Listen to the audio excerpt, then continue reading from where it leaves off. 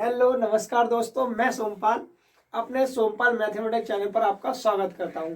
तो आज हम लोग मैथ की वीडियो स्टार्ट करेंगे कि मैथ में हम पढ़ते हैं संख्या पद्धति। क्या पढ़ेंगे? संख्या पद्धति पढ़ेंगे। आज हम लोग संख्या पद्धति जानेंगे कि संख्याओं का सामान्य परिचय जानेंगे कि संख्या जो होती है हमारी उनके बारे में थोड़ा थोड़ा सबके बारे में हम समझते हैं। ठीक है, तो संख्या पद्धति हम सामान्य परिचय देखते हैं। तो संख्या पद्धति को हमने संख्याओं को सबसे पहले लेते हैं। संख्या जो है हमारी या संख्याएं जो है कितने प्रकार की? दो प्रकार में इनको दो भागों में विभक्त किया है। पहले कितने भागों में? दो भागों में इन संख्याओं को विभक्त किया गया। एक है होती है हमारी वास्तविक संख्या। कौन सी? वास्तविक संख्याएं। ठीक है, और एक होती है काल्पनिक संख्याएं। काल्पनिक संख्याएं। ठीक, एक हो गई वास्तविक संख्या और एक हो गई काल्पनिक संख्या। तो इन वास्तविक संख्याएं क्या होती हैं? दुनिया में जितनी भी संख्याएं हैं वो सभी कैसी संख्या होती है?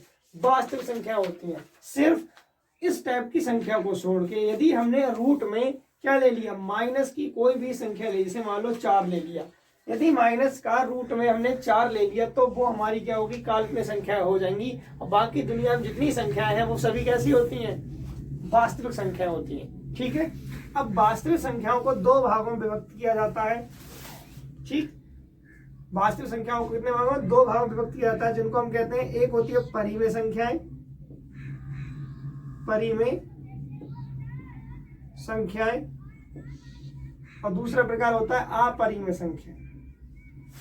अपरिमेय संख्या। ठीक, अब जानते हैं जो परिमेय संख्याएं होती हैं वो क्या होती हैं?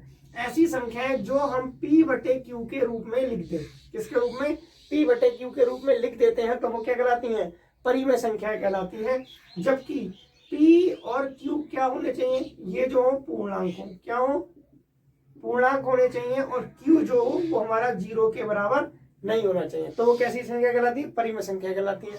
अब अपरिमेय संख्याएं क्या होती है? तो अपरिमेय संख्याएं जो होती हैं जिनको हम P/Q के रूप में नहीं लिख सकते हैं, जिनको हम P/Q के रूप में नहीं लिख सकते हैं उनको क्या कहते हैं? अपरिमेय संख्याएं कहते हैं। या हम ये भी कह सकते हैं कि कोई भी यदि संख्या हमने रूट में ली और रूट में कैसी हो? वो अभाज्य संख्या हो। कैसी हो? अभाज्य संख्या हो। तो अभाज्य संख्या हम अब इसके नीचे आएगा उसमें पढ़ेंगे कि अभाज्य संख्या क्या होती है। रूट में यदि कोई अभाज्य संख्या होती है वो क्या होगी? अपरिमेय संख्या होगी। ठीक, जैसे एग्जाम्पल ले लो, पाई भी एक अपरिमेय संख्या है। यदि हमने रूट में लिख दिया 3 तो ये कैसी संख्या है? अपरिमेय संख्या है। रूट में यदि हमने लिख दिया 5 तो ये कैसी संख्या है? अपरिमेय संख्या है। ठीक है, अब परिमेय संख्या जो होती है उनको दो भागों में विभक्त किया गया है। पहले इसको देखिए, परिमेय संख्या के बाद में लिख लो पूर्ण संख्या। इसको मान लो कि पूर्णांक जो होता है, परिमेय संख्या पूर्णांक में व्यक्त किया गया। तो पूर्णांक को कितने भागों में? दो भागों में व्यक्त किया गया है। पूर्णांक कितने भागों में?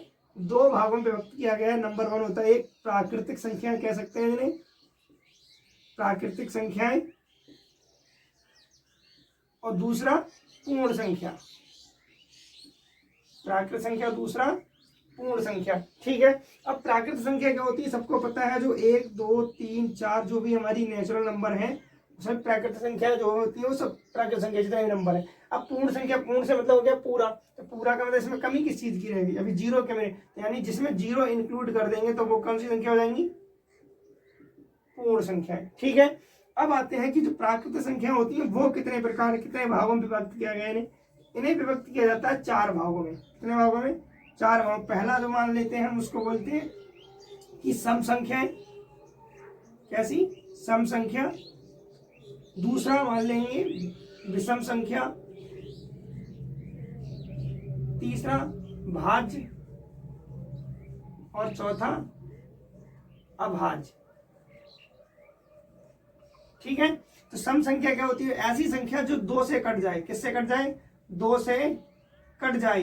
तो 2 से कट जाएगी उसको क्या कहते हैं हम? सम संख्या। ठीक है, और जो 2 से ना कटे, 2 से ना कटे, जो 2 से ना कटे उसको क्या कहते हैं हम? विषम संख्या।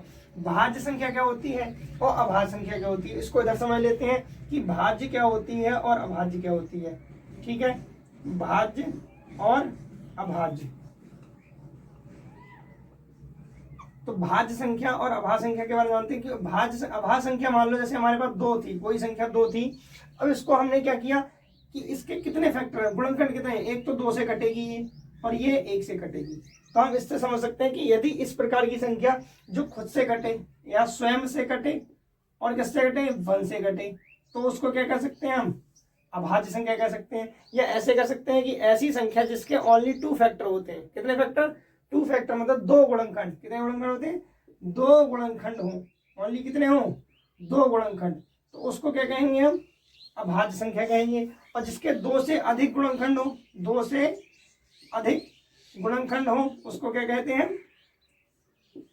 उसको हम कहते हैं भाज्य संख्या। ठीक है, जैसे इसका भाज्य का एक एग्जांपल ले लेते हैं, मान लीजिए 4 है हमारे पास, तो 4 हम चेक करेंगे ये भाज्य है अभाज्य, तो इसको हम किससे काट सकते हैं, 1 से कट सकता है, 2 से कट सकता है और 4 से भी कट सकता है। तो इसके कितने गुणनखंड हो गए, 1 2 3, तो ये 2 से ज्यादा होगा तो ये कैसी संख्या है, एक भाज्य संख्या है। ठीक, और अभाज्य ले लेंगे, जैसे हमने 5 लिया तो 5 किससे कटता है, एक तो 1 से कटेगा और एक ये खुद से कटेगा, तो ये 2 गुणनखंड में 2 गुणनखंड, तो ये क्या संख्या है, अभाज्य संख्या है। उम्मीद करता हूं आपको ये समझ में आया होगा। इससे नेक्स्ट वीडियो हम लोग समझेंगे इनके सभी बारे में, सभी का विस्तार से इनका हम समझेंगे। ठीक है।